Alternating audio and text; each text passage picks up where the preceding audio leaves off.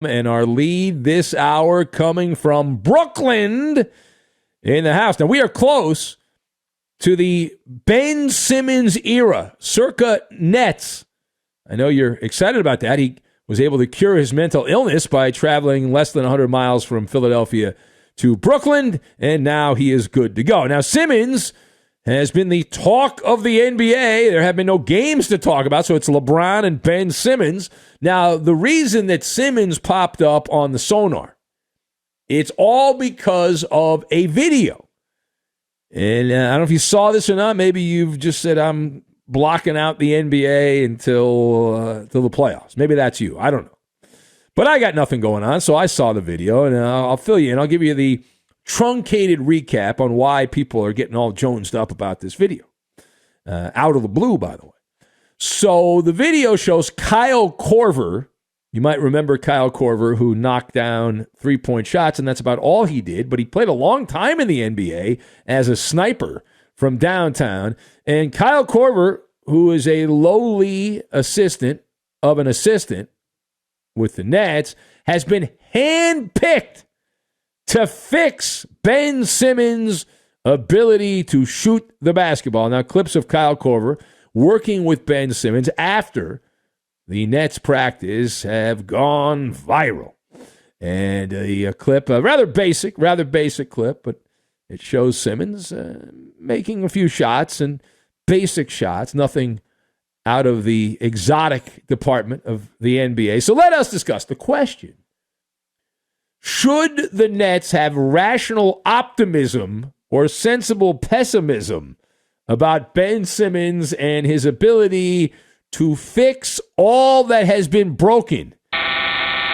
Yeah, you got to go with pessimistic. The arrow is pointing towards pessimism, and it's pointing all the way. It's not even a little bit in the other direction. It's all pessimism all the time. You give us 10 minutes, we'll give you pessimism. That's how we roll. So, not cautious, not optimistic. Listen, I've got fourth grader, Main Street, and state motto, and we will lock all of these things together, and we are going to make a delicious strawberry shake. I haven't had a strawberry shake in a while. It's one of my favorites back in the day. All right, so number one.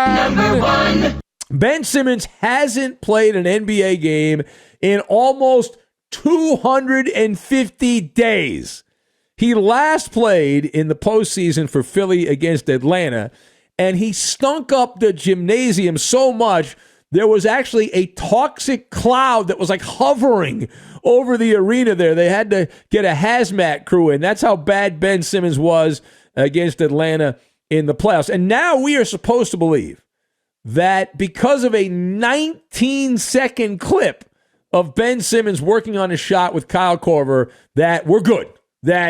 That's the cheat code to unlock the monster from the cage on the court. That is, in a word, ludicrous. All right, Ben Simmons was in this clip, just because, on radio, we're all blind here on radio, so I'll describe it. He was working on a fundamental form shooting drill, it appeared. The kind of thing that you would see if you went to a summer basketball camp with a bunch of fourth graders. Right? There's a fourth grader, and they're working on their fundamental form on how to properly hold the basketball to shoot.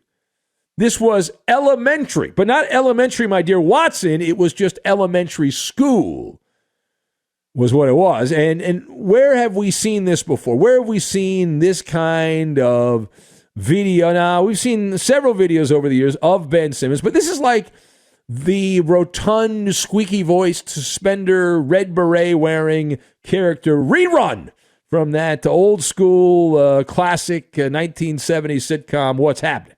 Right? It's a rerun. It's deja vu. We've seen this play before. We know how it ends. This is a repeat showing of what we saw in Philadelphia. It is an encore performance. Video of Ben Simmons knocking down shots in practice or even in an exhibition game, and the electorate gets excited. Whee! Did you see Ben Simmons knock down the shot? Oh, my God, he's going to be so good. He's going to be so good. And then And then when the games actually start and you put him in a pressure situation, the trap door opens up and he vanishes into a pit of bloodthirsty vipers. That's how this ends. Now, secondly, the Brooklyn backers, the bandwagon Brooklyn backers, are in the honeymoon phase of this relationship where everything is butterflies and just wonderful. Delusional enough, some of these wackadoodles, to think that this is a snap your fingers situation. It is not. All right? It is not. Kyle Korver, great shooter in his day, right? As a designated shooter. That was Kyle Korver's job. But just because you know how to shoot does not mean you can teach someone else how to shoot. And Kyle Korver, my advice is he needs to visit Main Street, USA. One of my favorite places when I was a kid.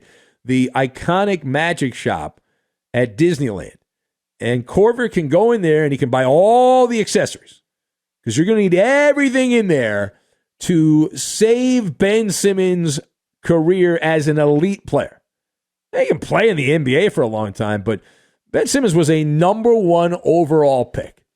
The expectation is you're top of the line. He's not, and he will never be top of the line the way he has performed so far in his career in clutch situations. So, Korver, go out, get the magic wand, get the scarf that changes colors. You're probably going to need that as like a tissue to wipe the tears away. Get the vanishing deck of cards. That's normally what happens to Ben Simmons late in games. He vanishes. Rabbit in the hat, smoke and mirrors, and presto, abracadabra. All of that and more is going to be needed. Philly attempted all of the tricks in the book to help Ben Simmons out. They brought in this shooting coach, that shooting coach, former player here, former player there, former player everywhere. Doesn't matter. He's got a glitch. Ben Simmons has a glitch. It's unlike other glitches we've seen in the NBA because it really only pops up at the very end of games. It's a weird version of the yips, the tension and pressure spots. The games are decided final minutes. Most of these NBA games are decided in the final minutes, especially in the playoffs, and that fear of failure. Right? You have FOMO, the fear of missing out, but this is different.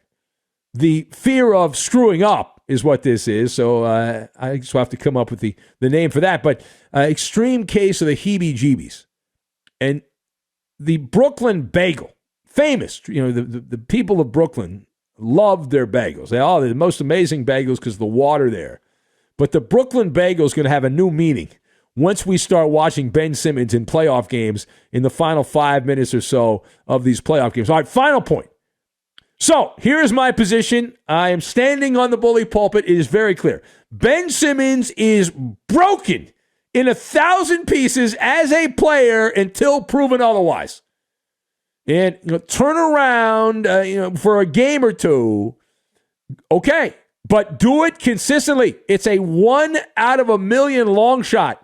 You can play well for a game here and a game there, but what separates the truly top of the line player, and you know this in any sport, is doing it over and over again, and only occasionally having a bad performance. Having the rare bad performance, but the consistency has been there. So I follow the state motto of Missouri. I am in a show me kind of state of mind here because as a jaded realist, and that's what we are here, jaded realist, I've been around the block and I've seen a fair share of players who have had this tendency of popping a blood vessel from stress late in games. And the same play is repeated on this as well, where a player doesn't make shots at the end of the games, gets a little tentative, player gets traded to another team, and then they think just by changing laundry, by wearing different colored laundry, that'll change everything. And 9.5 out of 10 times, that is not the case. It doesn't end well, and I'm a tangible proof kind of guy. I need to see tangible proof before I'm ready to go down that road. I see other people very optimistic. I am not. The diagnosis remains the same in terms of elite status as a number 1 overall pick, which is what Ben Simmons was in his career. It's the Aussie muffed it is what it is. So at this point, It is a salvage and recovery mission. Now, that doesn't mean Ben Simmons is going to suck out loud. It just means he'll be your typical 75% player, that he's fine for 3/4 of the game. And then in crunch time, he starts sucking his thumb in the fetal position and vanishes into thin air. And the Nets are going to learn this lesson, that Ben Simmons is a liability in winning time. And he was a decoy in Philadelphia. He's going to be a decoy in Brooklyn. The Sixers were shorthanded in the postseason games, and it came back to bite them in the tuchus. And until proven otherwise, that's the guy. That's the guy the Nets are getting in this trade. So I hope you enjoy, and I'm sure there'll be a bunch of bleeding heart stories being written. So, well, it just takes time. It's not going to happen overnight, this, that, and the other thing. Defending Ben Simmons, because a number of people have that as their agenda. They're convinced, well, it's Philadelphia. It's the people of Philadelphia. It's the sports talk radio in Philadelphia. It's this, that, and the other thing. No accountability. No accountability. The fans were mean. They were booing Ben Simmons. Can you imagine sports fans booing an athlete? Who does that kind of thing? Oh, my. Are you kidding me? You boo? Boo, ho, ho. Now, in Brooklyn, the good news is the Nets, it's a cult following for the Nets. Now, there have been a lot of people that have jumped on the express train of hypedom because the Nets are seen as cool while the Knicks are not.